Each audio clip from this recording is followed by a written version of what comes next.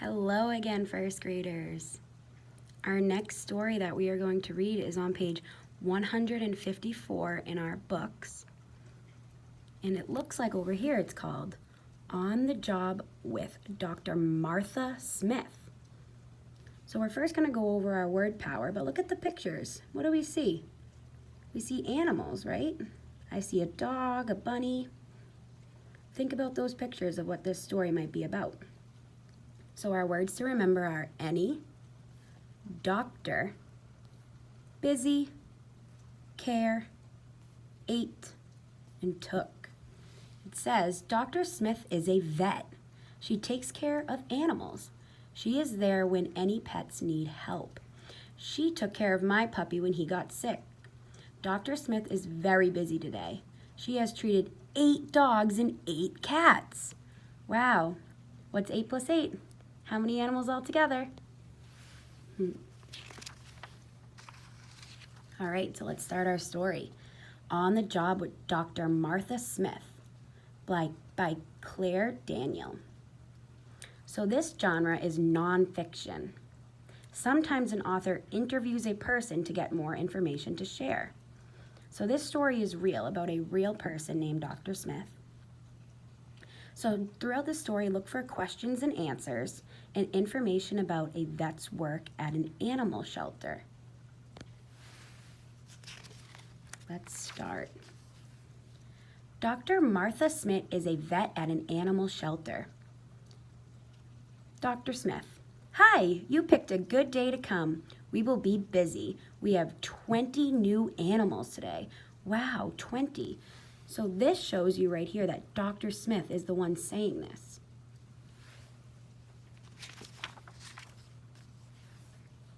What do you do first each day?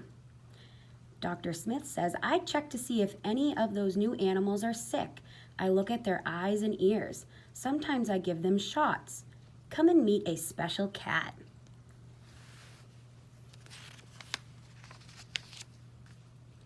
Will she find a home? Dr. Smith says, read her story and see what you think. Muffin. I was a lost kitty. A man found me and fed me. Then he took me to this shelter. I am a sweet cat. Will you please take me home with you? Thank you, Muffin.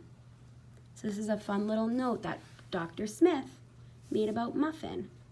And Muffin was a lost kitty, and someone took him to the shelter. And now he needs to find a new home. Dr. Smith: I wish I could spend time with Muffin, but I have to check the new animals. Dr. Smith heard loud barking outside. She went to see what was going on. If there's barking, what animal do we think that might be? A worker was leading 2 dogs into the shelter. Come, Puffy, come, Jake. What will happen to these dogs? Dr. Smith replies with, they will get a bath. I will check them to see if they are healthy. Then we will watch them for a day. Why do you watch them? Dr. Smith says we like to see how they act with people and with other dogs. After lunch, Puffy and Jake were clean. Dr. Smith checked their fur for fleas and sores. Dr. Smith now says, Jake is fine, but Puffy is sick. I will treat her. She will need time to heal. Puffy and Jake are great dogs. It's a shame about Puffy. So one dog is sick, but the other isn't. So she needs to treat the sick dog. What animals do you see the most? Dr. Smith answers, we get more cats than anything. We also get a lot of dogs and rabbits.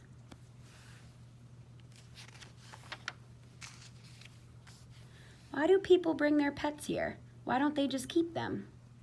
Dr. Smith answers, some people don't have the time to take care of a pet.